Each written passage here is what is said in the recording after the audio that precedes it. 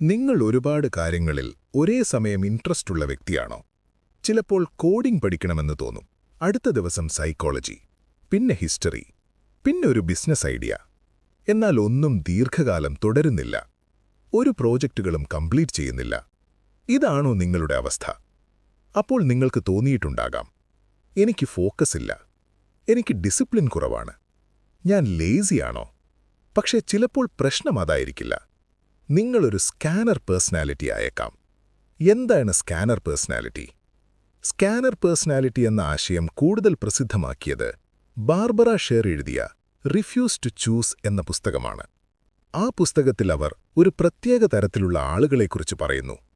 ഒരേ കാര്യം മാത്രം ജീവിതം മുഴുവൻ ചെയ്യാൻ ഇഷ്ടമില്ലാത്തവർ, പുതിയ കാര്യങ്ങൾ അറിയാനും പഠിക്കാനും ശക്തമായ ആഗ്രഹമുള്ളവർ, ഒരു സബ്ജക്റ്റ് മാത്രം മതിയെന്ന് തോന്നാത്തവർ. ഇത്തരക്കാരെ അവർ സ്കാനേഴ്സ് എന്നാണ് വിളിക്കുന്നത്. ചരിത്രത്തിൽ തന്നെ പല വലിയ വ്യക്തികളും മൾട്ടി ഇൻട്രസ്റ്റ് ഉള്ള മൾട്ടി പൊട്ടൻഷ്യലൈറ്റ് അഥവാ സ്കാനർ പേഴ്സണാലിറ്റികളായിരുന്നു. ഉദാഹരണത്തിന് ലിയനാർഡോ ഡാവിഞ്ചി. അദ്ദേഹം ഒരു പെയിന്റർ മാത്രമല്ലായിരുന്നു, മറിച്ചൊരു scientist, engineer, inventor, anatomist, architect, ഇങ്ങനെയെല്ലാമായിരുന്നു. ഈ മേഖലകളിലെല്ലാം വിലമതിക്കാനാവാത്ത സംഭാവനകൾ അദ്ദേഹം നൽകി. ഇന്നത്തെ ഭാഷയിൽ പറഞ്ഞാൽ ഒരു മൾട്ടി പൊട്ടൻഷ്യലൈറ്റ് എന്നതിന് മികച്ച ഉദാഹരണമായിരുന്നു അദ്ദേഹം. അതുപോലെ തന്നെ ബെഞ്ചമിൻ ഫ്രാങ്ക്ലിൻ, എഴുത്തുകാരൻ, ശാസ്ത്രജ്ഞൻ, ഇൻവെന്റർ, നയതന്ത്രജ്ഞനായിരുന്നു അദ്ദേഹം. പല മേഖലകളിൽ സംഭാവന നൽകിയ വ്യക്തി. ഇത് നമ്മോട് പറയുന്നത് ഒരു സ്കാനർ പേഴ്സണാലിറ്റി ആവുക എന്നത് ഒരു വീക്ക്നെസ്സോ ഡിസോർഡറോ അല്ല, മറിച്ചൊരു അനുഗ്രഹമാണ്.